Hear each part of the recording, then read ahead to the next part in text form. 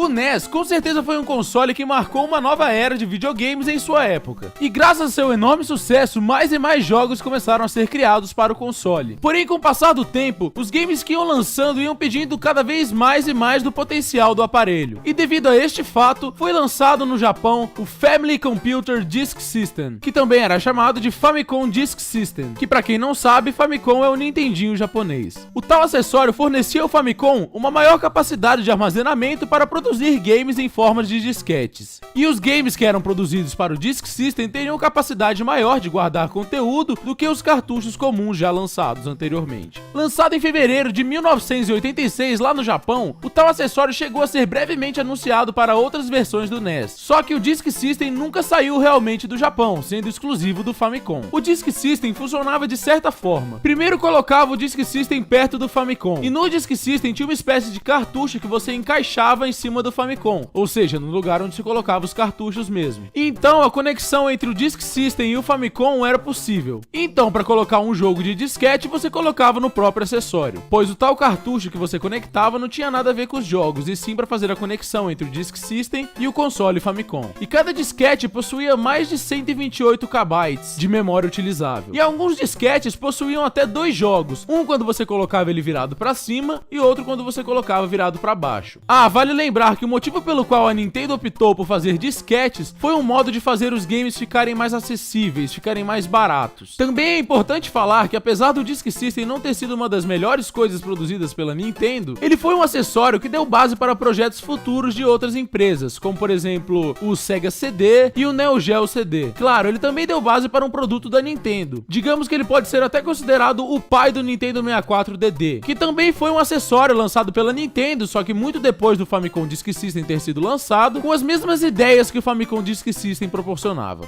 Sobre o acessório eu já expliquei. Agora eu vou falar sobre os principais jogos e jogos interessantes de se falar que foram lançados para o Disk System lá no Japão.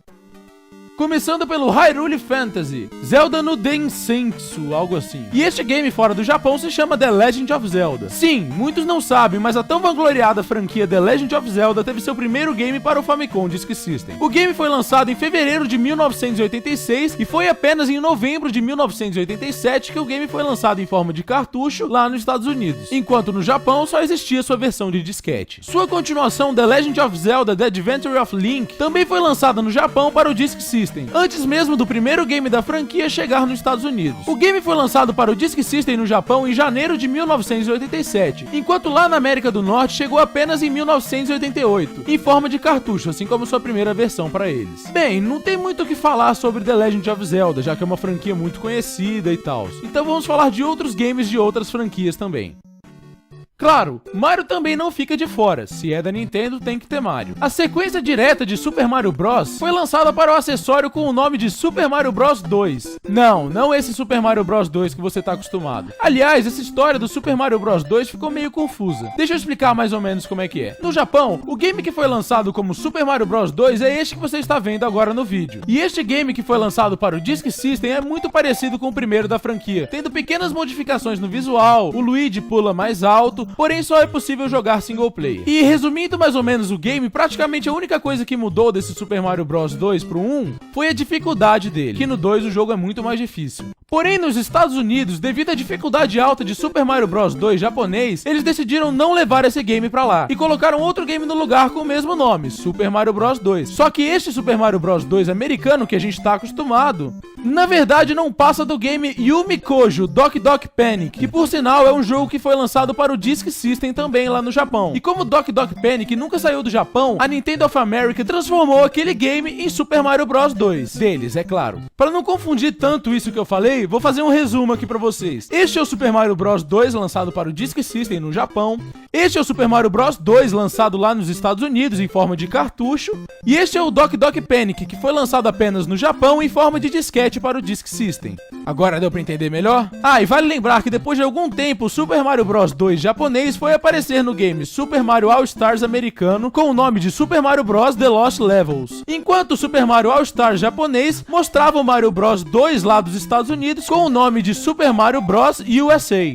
Bem, a franquia Mario teve outros games lançados unicamente para o Disk System no Japão, como All Night Nippon Super Mario Bros., que é uma versão do game Super Mario Bros. Baseada num programa de rádio japonês chamado All Night Nippon. O game era entregue como prêmio pelo pessoal do próprio programa da rádio, e o jogo é literalmente Super Mario Bros., só que com alguns sprites modificados, como por exemplo a Piranha Plant e até mesmo os Goombas são sprites modificados de pessoas que trabalhavam lá na rádio que apresentavam o programa. Tem também um outro game chamado I Am a Teacher, Super Mario Seta, que na realidade era um game totalmente educativo, onde tinha lições de matemática e etc. Ou seja, um game que não tem nada a ver com o Mario, que eles colocaram o nome do Mario no meio só pra ganhar publicidade e vender um pouco. Outro game exclusivo do Disk System da franquia Mario é o The Return of Mario Bros., que é uma versão um pouco melhorada do clássico Mario Bros., onde nela tinha novos levels, gráficos e músicas foram melhoradas e outras coisas bobinhas assim. E também tem outros games de Disk System que o Mario fez aparições, como Golf Japan Course, Golf US Course, Famicom Grand Prix F1 Race e Grand Prix 2, 3D Hot Rally.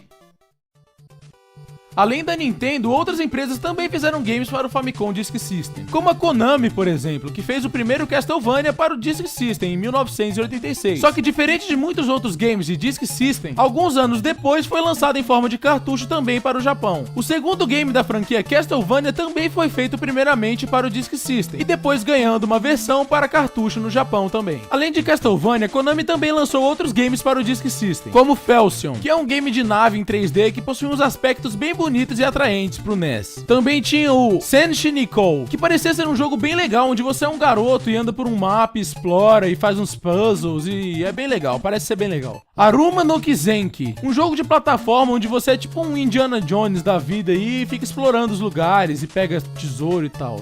The Goonies, um jogo baseado em um filme que aparentemente parece ser um jogo bem ruim. Claro, também tinha outras empresas além da Nintendo e Konami que faziam jogos para o Disk System, como a Tecmo, Taito e até mesmo a Capcom. Famicom Disk System foi um aparelho que ficou marcado na história da Nintendo. Em algumas formas de homenagear esse tal acessório, ele apareceu em alguns games da Nintendo, como por exemplo, em Paper Mario The Thousand Year Door, no quarto de um personagem, existe um item chamado Data Disk, que são obviamente relacionados aos disquetes do Disk System. E além dos disquetes, tinha o próprio console lá em cima da mesa dele, e no jogo é possível até ligar ele. Em Pikmin 2 é possível achar um disquete do Disk System como item colecionável, só que esse easter egg não é tão legal quanto do Paper Mario. E com certeza o easter egg mais legal de todos sobre o Famicom Disk System está no menu do Cub, onde se você acelerar a música do menu, você pode ver que ele fica igualzinho à música de quando se liga um Disk System. Confira.